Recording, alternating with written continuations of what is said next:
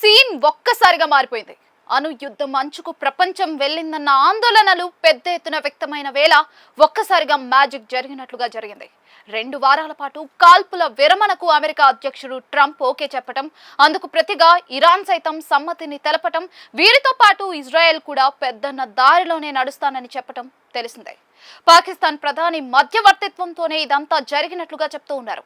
ఇదంతా ఒకే అయితే తాను 2 వారాల కాల్పుల విరమణకు ఓకే చెప్పిన ఇరాన్ తన 10 పాయింట్ల శాంతి ప్రణాళికను తెర మీదకు తీసుకురావటమే కాదు, ట్రంప్కు పంపించింది కూడా. దీనిపై ఆయన ఓకే చెప్పారు. ఈ అంశాలపై తదుపరి చర్చ మరో 2 రోజులు అంటే ఏప్రిల్ 10న ఇస్లామాబాద్ వేదికగా జరగనుంది. ఆశ్చర్యకరంగా ఇరాన్ పేర్కొన్న 10 పాయింట్ల శాంతి ప్రణాళిక మొత్తం ఇరాన్ కు అనుకూలంగా, ఒక విధంగా చెప్పాలంటే యుద్ధ విరమణకు టర్మ్ డిక్టేట్ చేసినట్లుగా ఉంది. అందులో అమెరికాకు తల వంచుతున్నట్లుగా కానీ, వెనక్కి తగ్గుతున్నట్లుగా కానీ లేదు.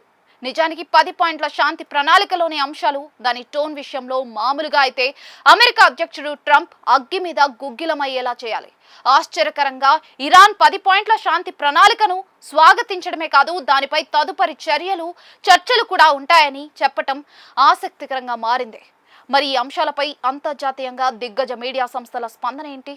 వారి అంశంపై తమ కథనాల్లో ఎలాంటి అభిప్రాయాన్ని వెల్లడించారన్నది ఆసక్తికరం. ఈ స్పందనకు సంబంధించి క్లుప్తంగా ఆయా మీడియా సంస్థల స్పందన చూస్తే పలు అంశాలైతే కనిపిస్తూ ఉన్నాయి. BBC ప్రకారం చూస్తే ఇరాన్ ప్రతిపాదనలను ట్రంప్ అంగీకరించడం ఒక వ్యూహాత్మక వెనుకడుగుగా అభివర్ణించడంతో పాటు పాకిస్తాన్ మధ్యవర్తిత్వాన్ని ట్రంప్ ఒక గౌరవప్రదమైన నిష్క్రమణ కోసం వాడుకున్నారని విశ్లేషించింది. హార్ముజ్ జలసంధిని తెరపించడం ద్వారా ప్రపంచ చమురు సంక్షోభాన్ని నివారించడమే అమెరికా తక్షణ లక్ష్యమన్న అభిప్రాయాన్ని వ్యక్తం చేసింది. CNN ప్రకారం చూస్తే ట్రంప్ తన కఠినమైన డెడ్ లైన్ నుంచి నాటకీయంగా తప్పుకున్నారంటూ విమర్శనాత్మక వ్యాఖ్యలు చేసింది. ఇరాన్ డిమాండ్లు అమెరికాకు ఆమోదయోగ్యం కాదు, అయినా చర్చలకు ఒప్పుకోవడం వెనుక అంతర్జాతీయ ఒత్తిడి ప్రధాన కారణమని పేర్కొంది. ఇది శాశ్వత శాంతికి దారితీస్తుందా లేదా అనేది ఏప్రిల్ 10 చర్చల తర్వాతే తెలుస్తుందని విశ్లేషించింది. అల్ జజీరా ప్రకారం చూస్తే ఇరాన్ ప్రతిపాదించిన 10 పాయింట్ల పశ్చిమ ఆసియాలో ఇరాన్ పట్టును నిరూపిస్తున్నాయని పేర్కొంది. అమెరికా దళాల ఉపసంహరణ డిమాండ్ను ఇరాన్ గట్టిగా వినిపించడం ద్వారా ప్రాంతీయ శక్తిగా ఎదిగిందని ప్రశంసించింది.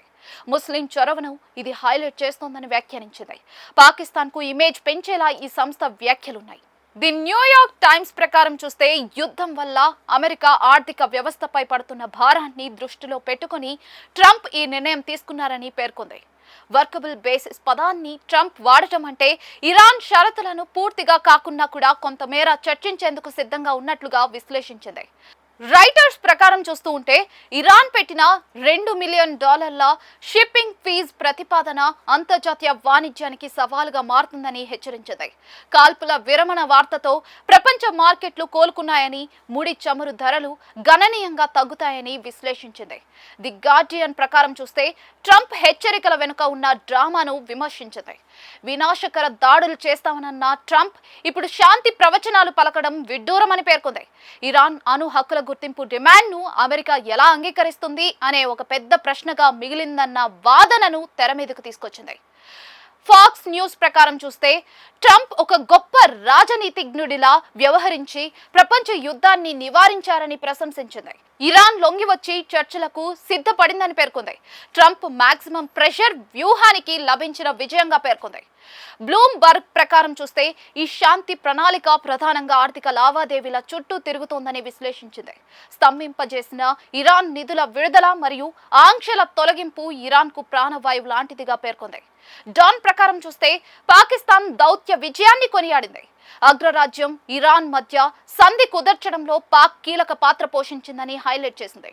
ఇస్లామాబాద్ చర్చలు ప్రపంచ చరిత్రలో కీలక మలుపు అవుతాయని ఆశాభావం వ్యక్తం చేసింది. జెరూసలేం పోస్ట్ ప్రకారం చూస్తే ఈ కాల్పుల విరమణపై ఇజ్రాయెల్ ఆందోళనగా ఉందని పేర్కొంది.